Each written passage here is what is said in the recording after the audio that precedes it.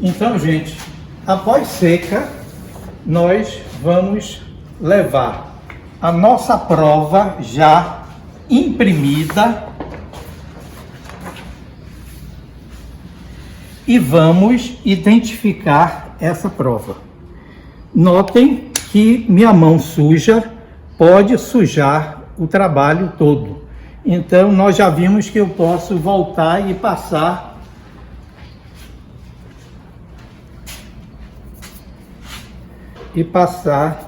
o talco industrial. Gente, a forma de identificação das provas,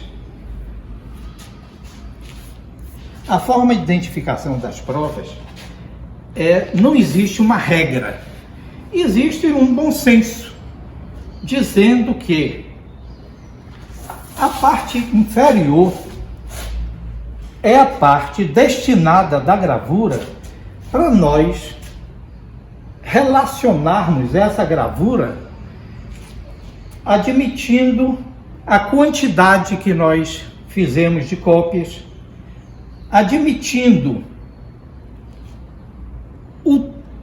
o tempo, a data, o tempo histórico dessa gravura, ou até, se nós quisermos fazer dedicatórias, está aberta para o artista colocar da forma que ele quiser. A sugestão é que vocês façam sempre com grafite, para que a assinatura fora da mancha gráfica, não interfira nela.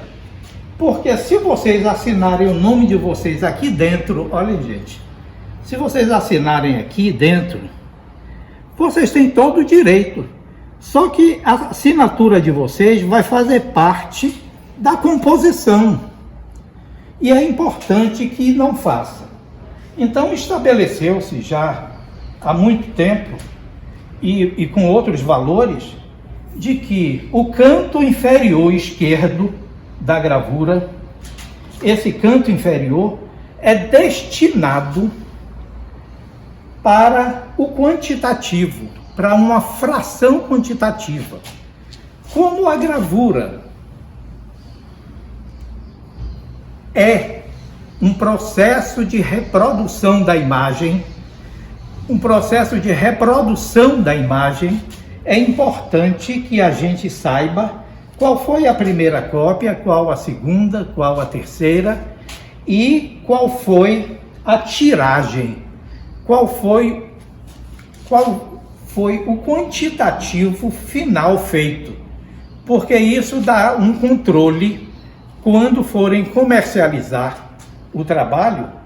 Quanto menos cópias ele tiver, mais valoroso será o trabalho. Valoroso que eu me refiro é comercialmente. Então, nesse canto esquerdo, a gente vai colocar aqui, nesse caso, P/A. Eu estou colocando P/A, mas eu não falei que era um quantitativo? Só que isso significa a prova do artista. Essa barra aqui significa de que é uma lembrança de uma fração. Porque quando vocês forem fazer a tiragem completa, 20 cópias, e essa for a primeira, estará aqui 1/20. Bom, normalmente, quando a gente faz experimentais, é importante que a gente escreva aqui a técnica que nós utilizamos. E essa é isopor gravura. Então vocês devem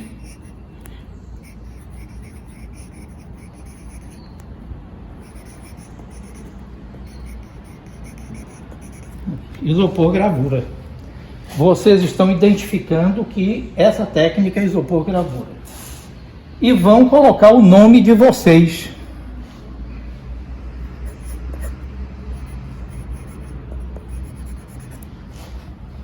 O local,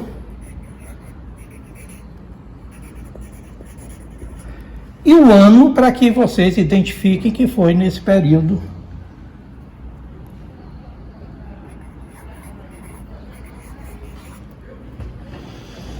Se vocês tiverem que dedicar para alguém o trabalho, vocês têm todo esse espaço para fazer.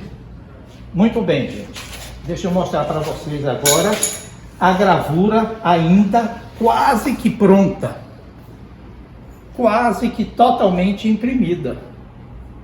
O que é que falta ainda para que a gente possa dizer que a gravura está pronta? É o recorte. Então nós vamos recortá-la, observando que também não é obrigatório, mas que vocês vão ver que o passe-partout, que é a parte branca que fica em volta da gravura, essa parte branca, a base inferior, ela precisa ser um pouquinho maior, só por uma questão estética, gente, e também de comportar o quê? De comportar as intromissões verbalizadas, escritas, estabelecidas. Vocês podem colocar aqui uma pauta musical, ou vocês podem colocar nessa parte interior uma lembrança, uma dedicatória, ou uma referência do trabalho para alguém. Vocês utilizam essa barra inferior. Aqui vocês podem recortar iguais, mas essa barra inferior, só por uma questão estética, vocês podem deixar um pouco mais larga. Mas isso é só sugestão, viu, gente? Não é obrigatoriedade para a gravura. Dessa maneira, gente, eu vou ficar aqui junto da prensa.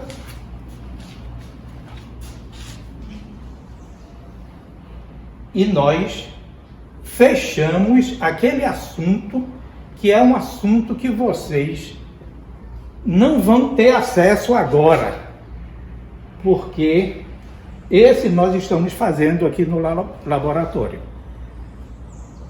Todos os outros vocês tiveram na parte da gravação, na parte da visão da gravação, da estrutura, da história, mas agora essa parte vocês só terão quando o professor Sibini prometeu para a gente que no próximo semestre, se for presencial, ele já vai fazer um curso de extensão para a gente. Então, sejam felizes com os trabalhos de vocês. Muito obrigado.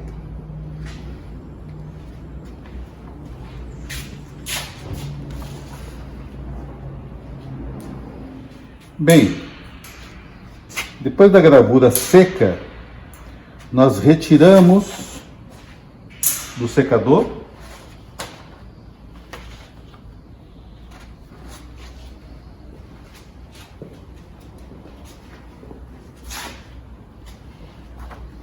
e vamos firmar a obra.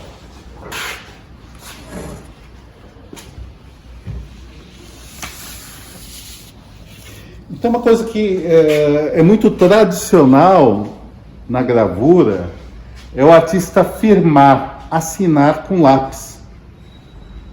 Muitas vezes tem essa discussão, e por que não com caneta, uma esferográfica?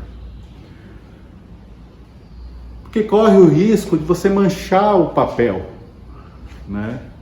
Até no processo futuro de restauração, você tem uma forma de restaurar o papel que é por imersão. Você mergulhar o papel numa solução, até mesmo por vapores de químicos. Quando você tem a tinta esferográfica, uma tinta nanquim, corre o risco de você criar uma mancha no papel. E com lápis não.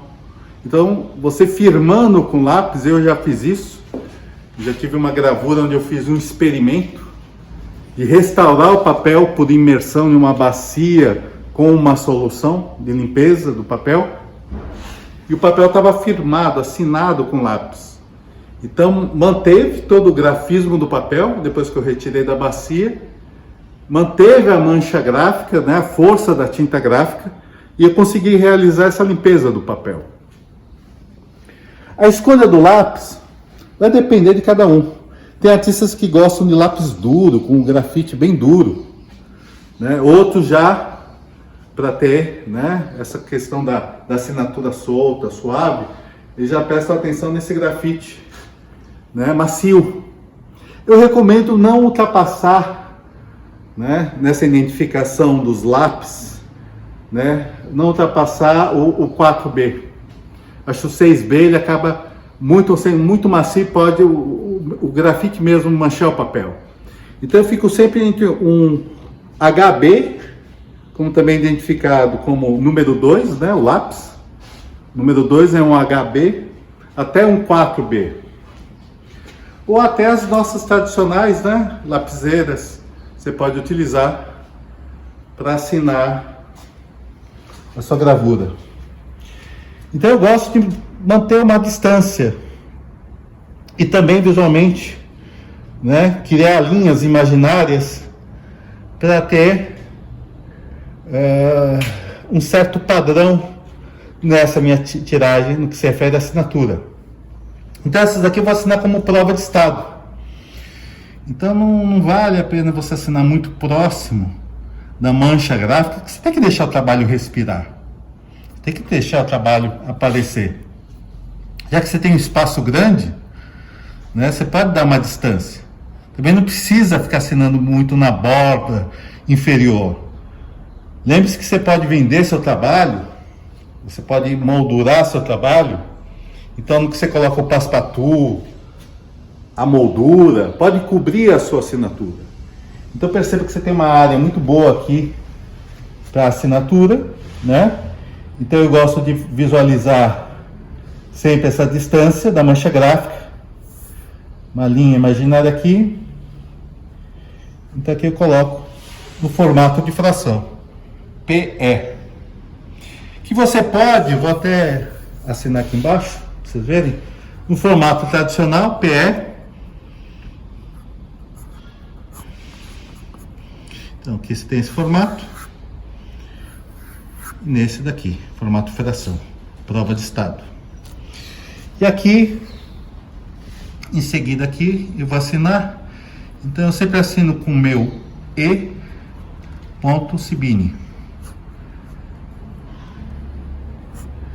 Ok? Eu evito de ultrapassar muito essa zona.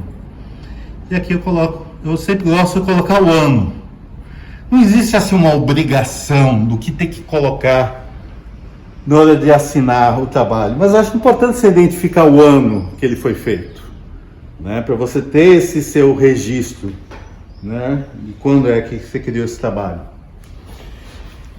Bem, e aqui no meio fica aberto para o artista colocar o título, né? Trabalho tendo um título, ou uma dedicatória. Então, já pulando aqui para o outro, é o espaço, prova de estado, ok? Aqui minha assinatura, E.Cibini. O ano 2020.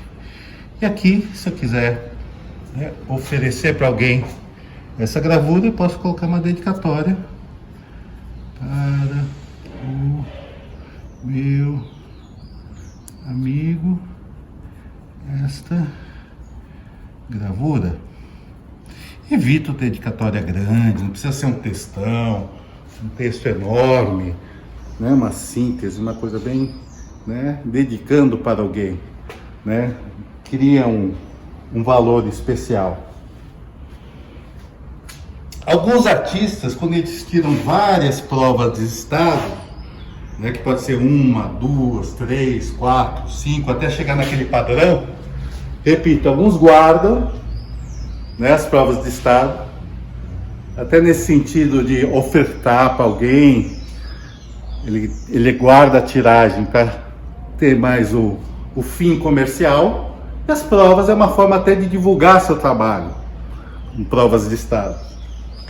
Então alguns, eles colocam até uma identificação da tiragem em números romanos. Então eles criam aqui, ó, como se fosse uma diagonal, em uma escala menor e coloca aqui uma numeração em números romanos. Então aqui seria PE 1 de 2, e esse aqui uma prova de estado, PE 2 de 2, uma tiragem pequena de 2 cópias.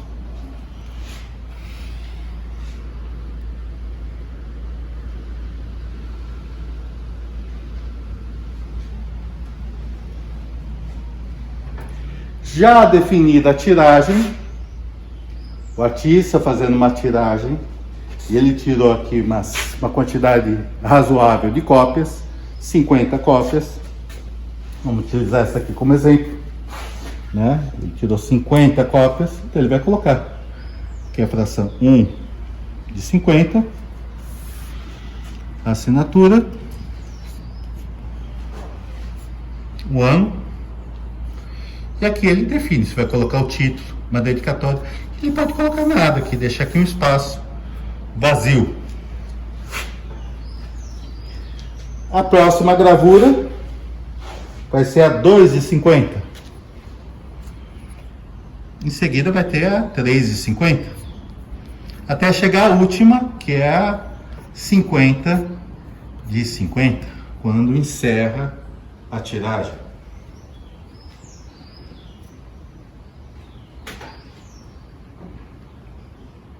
Então é isso. Bonito? Bonito. As provas especiais são aquelas provas que comercialmente elas têm o mesmo valor da doação, porque são especiais, são aquelas provas que vocês fazem e que nós fazemos para que a gente tenha um leque de igualdade entre os trabalhos e com a importância para serem ou doados ou comercializados. Para que haja a valorização da gravura artística, ela precisa manter uma autenticidade verídica do quantitativo.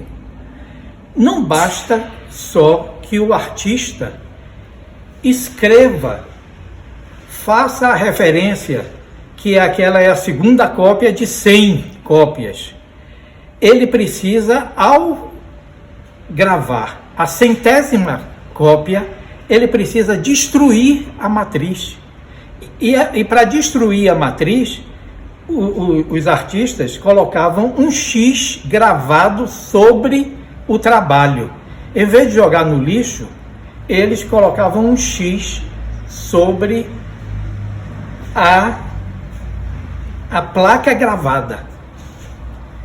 E quando os artistas modernos descobriram que isso existia, eles começaram a gravar, a imprimir as gravuras com esse X que já existia, que foi feito, admitindo que eles estavam ressuscitando a gravura que tinha sido, vamos dizer assim, assassinada, que tinha sido matada pelo próprio artista ao imprimir a última gravura da série.